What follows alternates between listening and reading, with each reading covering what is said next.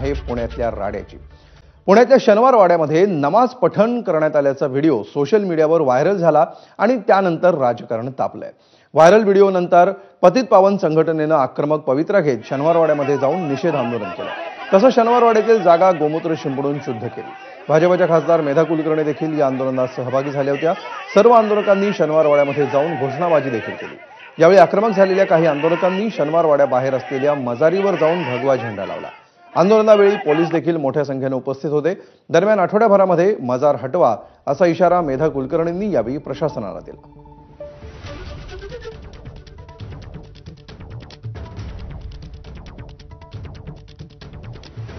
त्यामुळे गेल्या काही तासांपासून पुण्यातला शनिवार वाडा आणि त्या ठिकाणी झालेलं आंदोलन हे संपूर्ण राज्यभर सध्या चर्चेचा विषय ठरलेला आहे। या ठिकाणचा एक व्हिडिओ व्हायरल झालेला होता नमाज पठणाचा आणि यावरून या हिंदुत्ववादी संघटना आक्रमक झाल्या आणि याचे अनेक कार्यकर्ते शनिवार वाड्यावर जमले आणि या ठिकाणी जोरदार घोषणाबाजी करण्यात आली आणि या ठिकाणाचं या सगळ्या जागेचं शुद्धीकरण केल्याचा दावा देखील या आंदोलकांनी केलेला आहे।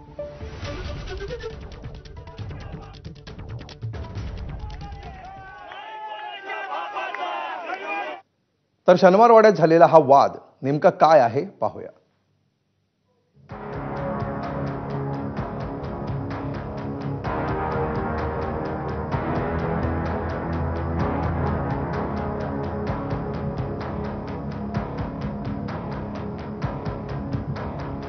रविवारी दुपारी खासदार मेधा कुलकर्णींच्या उपस्थितीमध्ये आंदोलन झालं। पतित पावन संघटना आणि सकल हिंदू समाज आक्रमक झाला।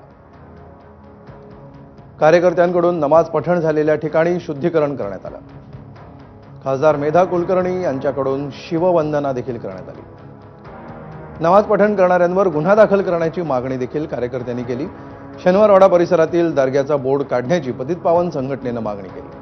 याआधी सुद्धा दर्गा हटवण्याच्या मागणीनंतर वाद झाला होता।